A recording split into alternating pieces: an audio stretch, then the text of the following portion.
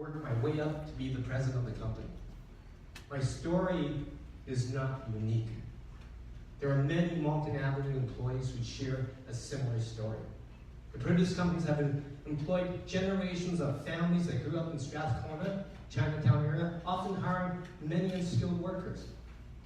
Decades ago, the produce companies in Chinatown provided the only employment for new Chinese Canadians who did not speak English, and gave new immigrants opportunities to be self-employed, operating as fruit and vegetable peddlers, to owning their own grocery store or restaurant. In fact, the start of the produce distribution network can be traced back to 115 years with the H.Y. Louis Company.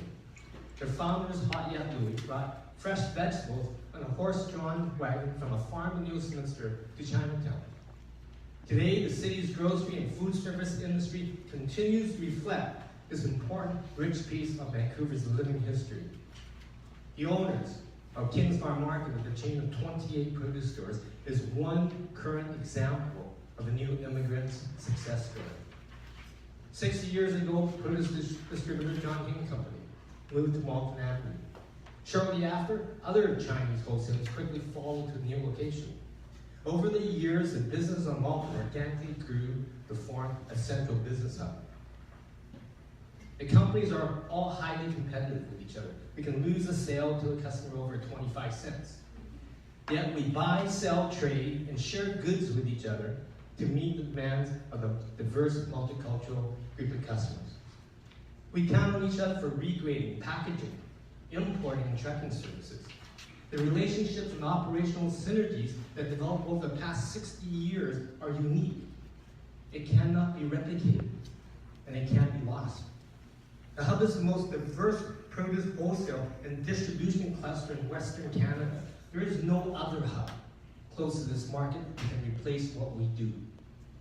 Over the past 60 years, Malton Avenue business has grown from serving the surrounding Chinese community to serving the needs of a broader multicultural society. Today, there are 14 operations that make up Produce Row. This is the unofficial name for the collection of fresh produce distribution businesses on Malton and around Malton, in the Strathcona neighborhood, which has been serving Vancouverites and British Columbians since 1959. We have businesses that have been established in the city for 83 years, 81, 70, 40 years, 38, 34, 28 years, 20, and the newest operation reaching 15 years. Many of the companies have relocated and are operating on Malton. Today, most companies have been operating in this location for an average of 28 years. The businesses are an integral part of BC's food chain.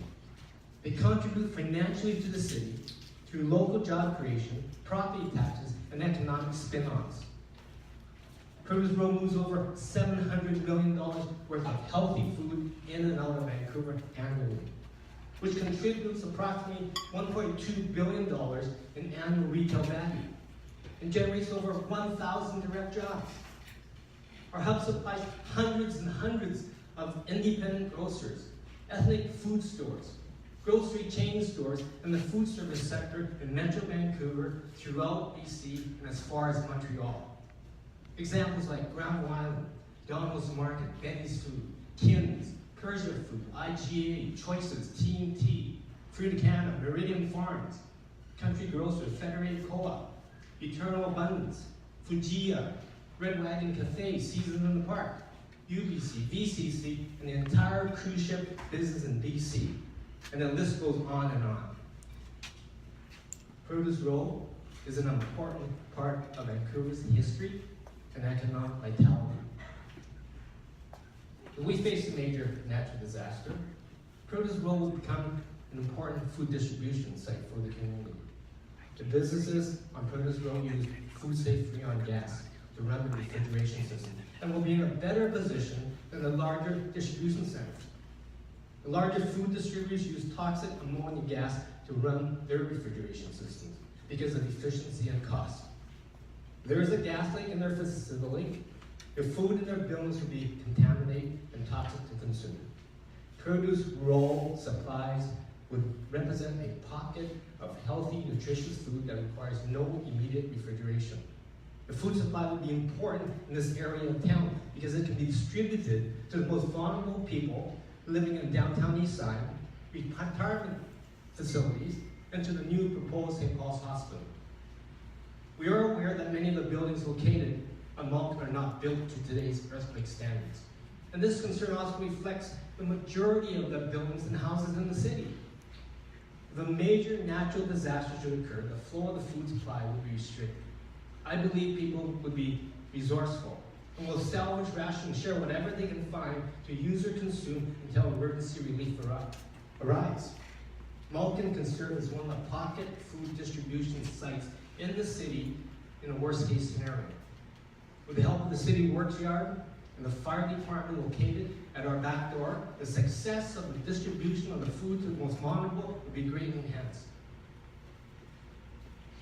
If Malton becomes the new arterial road, some 25,000 extra vehicles per day would pour onto it, causing massive congestion on an already small street. The extra volume would severely hamper the operation of 700 trucks that access the companies on the busiest days. This includes 175 semi-trailers, some more than 75 feet long, 269 panel trucks, 279 small vans or pickup trucks.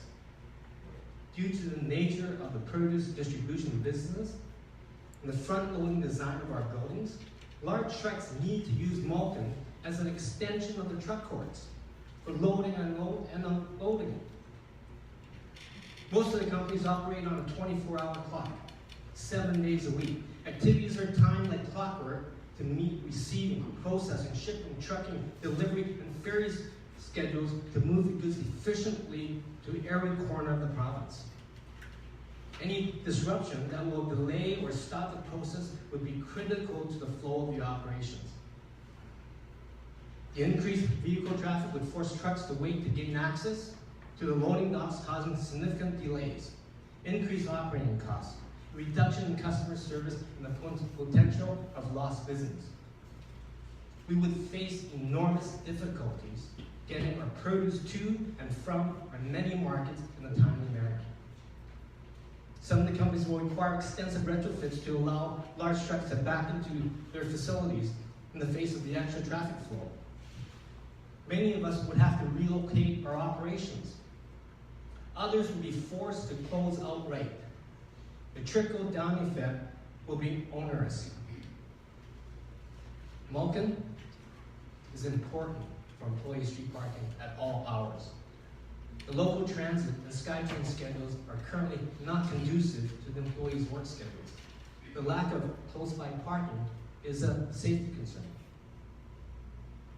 Produce role is an important economic hub whose critical mass offers lots of variety, friendly competition to our buyers and sellers. That keeps prices down.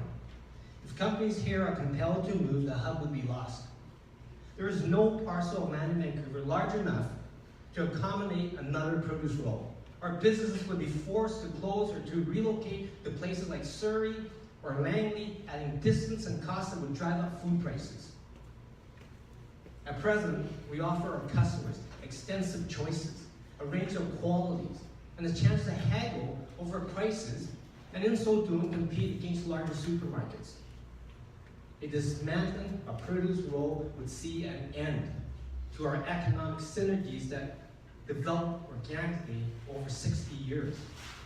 The consequences for the many groups that rely on produce role are employees, food retailers, restaurants, local vegetable farmers, local food growers, local food brokers who sell us their goods, the downtown east side social enterprises we supply, local charities, local schools, and others could be disastrous.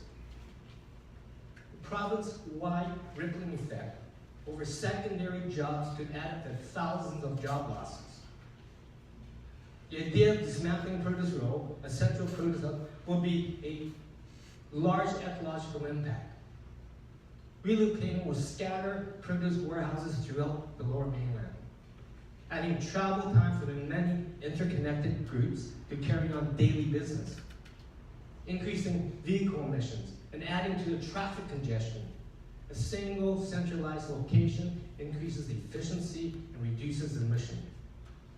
For the consumers who rely and shop in independent food stores for value, choice, variety, selection, savings, and affordability, they will immediately feel the loss of selection and the impact of the inflationary cost of fruit and vegetables. Produce Row supports the William Street option. We believe it's the only workable compromise to have Prior Street downgraded to a local street. Keep Cottonwood Gardens, Produce Row, Charles Street businesses, and other goods intact while saving millions of dollars. This option is in no way a perfect solution. For one, the business, North American Produce, with a history of 81 years, will have to close its doors or relocate if Malkin, National, or Williams is chosen. All the businesses located on the western end of Malkin between Prior Street and Hawks Avenue will still face difficulties with the increased traffic. The Williams Street option is a compromise solution to keep the majority of the businesses on Malkin and save Produce Row. Replacing Prior with Malkin as the Arterial would be a major blow to the business on Produce Row and would leave a huge financial, social, and cultural void if we're forced to go elsewhere. After years of meeting with city representatives and past councilors, we're told that the National Avenue Road is too expensive to build and that it will never be approved. Given the negative impact of a Malkin Arterial Road, we wanted the city to relocate the Arterial to the William Street option. We see our past, present, and future here on and around Malkin, and we'll do anything to remain here where we belong. There is much to be lost. We need to save jobs. We need to save economic activity. We need to save our history. We need to save Produce Row. I'm going to show you some pictures that Brian helped put together here about the traffic on Produce Row. This is like, for us, is like a daily occurrence. And you guys all had pictures that we handed up last week, so I'm just going to quickly flip through it and just kind of look at how the trucks actually touch almost the curb on the other side, how the trucks back into the buildings. Another one here. This one on this side, more on the western side of the street. Take a look at this. We're all backed up, and you got the emergency vehicle here. So you have ambulances that will be all backed up too as well. This is what you guys missed on that Saturday when you guys did the tour. This is what the customers do. They back up into the docks. This is Brian's at Fresh Point, where they back up through the docks, and that's how they pick up Monday to Friday. They'll pick up their produce on the docks. All these customers. Dock activities, making their sales.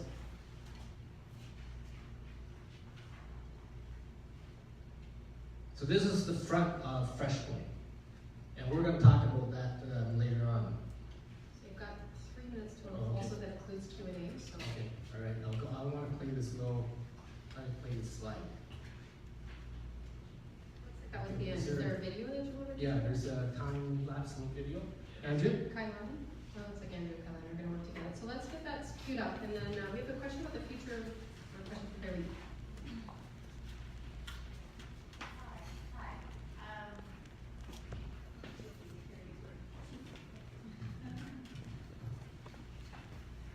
Hi, you explained well the value of Hawks Road to our city. But just putting everything aside, how would you improve Hawks Road if you could to make it financially viable for the next 40 years? You know, we take a projection. We look, because we sell through British Columbia, so we're looking at even the next 22 years ahead. So we look at BC, you look at the population of 5 million now, and 22 years from now, it'll be 6 million. All the produce companies today wish we were at 6 million now in terms of employees. We've got lots of capacity. And any produce hub all over North America, it's the same thing. Land is very tight. And what they normally do, the hub is the hub. Everybody has operations on the hub. And then they have satellite operations away from the hub that supports the hub. But the hub is the hub. So the majority of the players in Vancouver, they're currently located on the hub right now. Would it be alright if we play the time lapse but ask some questions? Sure. Yeah, That would okay, be so good. let's do that. Let's play the time lapse and then we've got a question over here. Table 6. And then.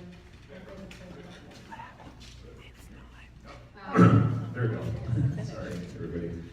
Quick question. So we have some maps here. I'm just wondering, from Tortoise Row standpoint, it looks like there's variations on Malkin, including a north variation that actually includes potentially a mitigated roads to benefit Tortoise Row. Has this been explored with? Yes, so we talked about years ago, we talked about the different options, and North came up